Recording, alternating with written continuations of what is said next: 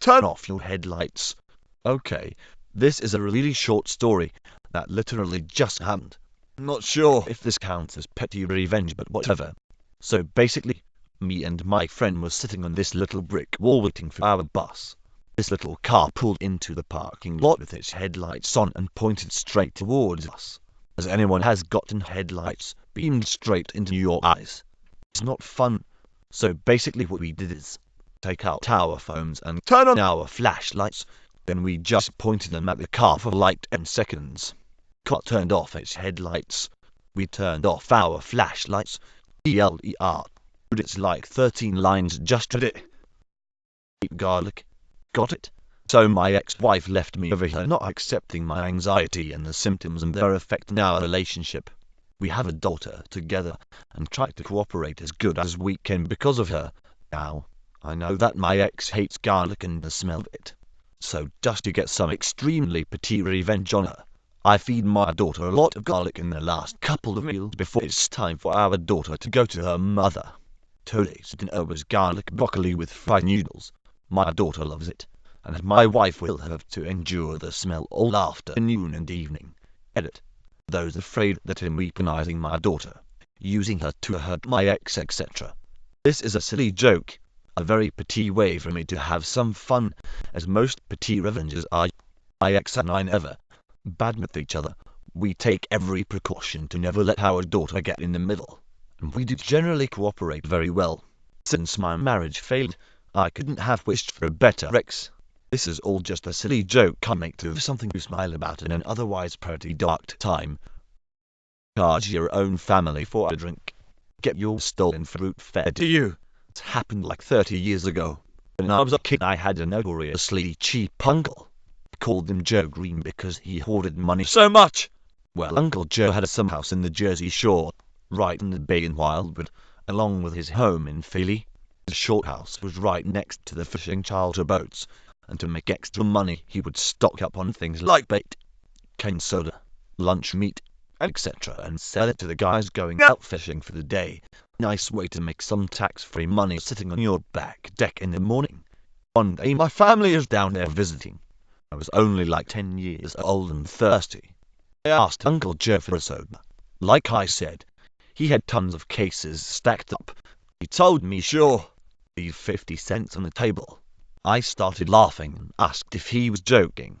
He wasn't. I had to pay my uncle to have soda at his house. Okay, whatever. It just gave us another story to share about what a fucking cheapskate he was. I thought nothing of it after paying him, but my dad felt differently. A few months later, me and my father went on one of these petty fishing boats by Uncle Joe's house. After we got back, my dad pulled up to my uncle's house. I told him it was pointless. His car wasn't there. He obviously was in Philly that day. My dad just looked at me and said, I know. Now my uncle had a peach tree growing in his front yard. He would brag all spring about how they were coming along and how they were almost ripe. But it looked like they were finally ripe. My dad gets me out of the car, grabs a bushel from the trunk, and we start picking all the peaches off his tree. Literally didn't leave one left. He told me we were doing it because he charged me 50 cents for the soda. I laughed the whole ride home. Next day my dad split up the peaches. He left a big bowl for us, gave a bowl to my grandmother, some to my aunt, etc. So a few days later I'm at my grandmother's, and she's cutting up the peaches. She would put them in a bowl with sugar on them. It was divine. When my uncle walks in, he looks so depressed and he starts telling my grandparents how somebody stole all his peaches off his tree. I'm sitting there trying not to burst out laughing as he's saying how he was so looking forward to eating them this year. My grandmother looks up and says, here, have some of these. Plesky's father just gave them to me. This point I'm about to lose it. So he takes a little bowl and starts eating them and says they're pretty good, but mine were a lot better. But to walk out at that point and start cracking up out on the steps. I know it's pretty petty, and I'm sure some will think we were the asshole here, but I don't know, growing up the way I did. That's just not how you treat family, especially the kids, and it's not like we really cost the guy anything. Tried to steal my Spotify, prepared for a music battle. See it work. My laptop's Spotify randomly started playing an Arabic pop band slow jazz and hashtag XP. I hop in and see there is a new phone connected I've never seen before. Before logging them out, I figure we'll have some fun and hashtag XP. We have a back and forth of them picking a song. Then we pick one after about 10 seconds of them enjoying theirs. Pop /jazz/ whatever would swiftly be replaced by Never Gonna Give You Up. Hit me baby. One more time, and bye. And hashtag XP. Finished strongly with my song No You Did in the Dark and All Time Rock and Roll before logging them out permanently.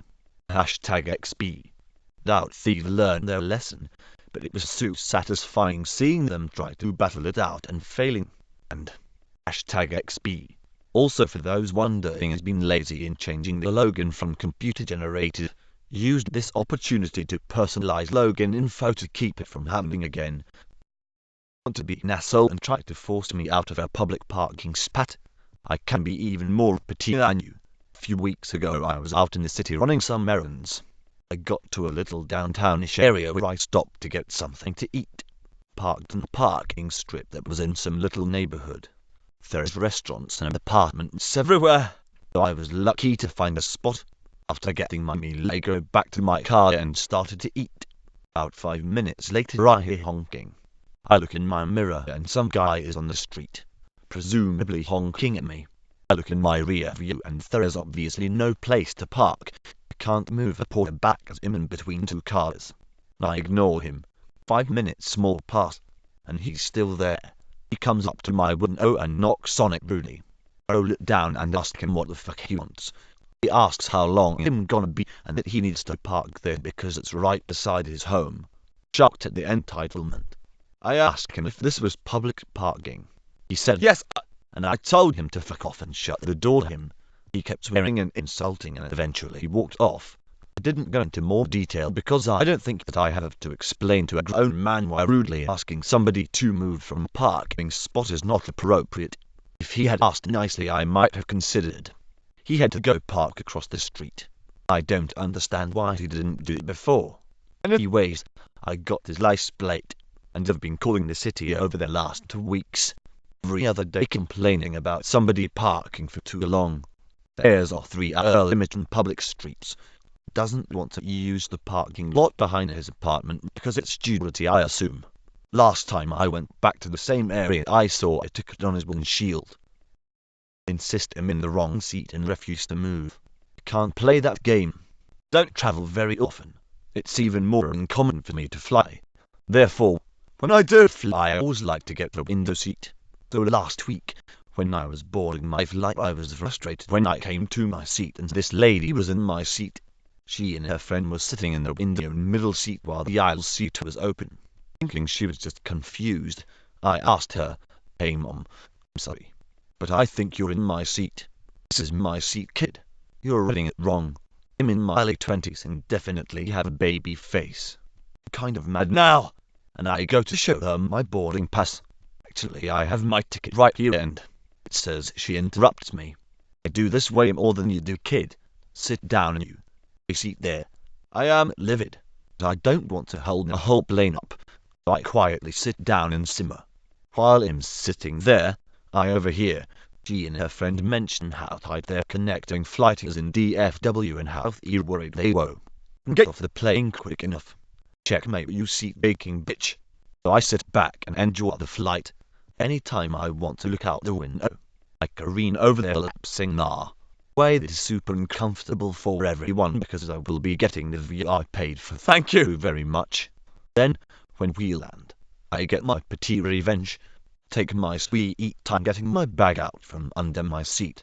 Stand up slow and stretch. And insist that the 2 rows behind us go before I do. Seeing as the 2 worst players of aviation musical chairs in the nation can get out till I do.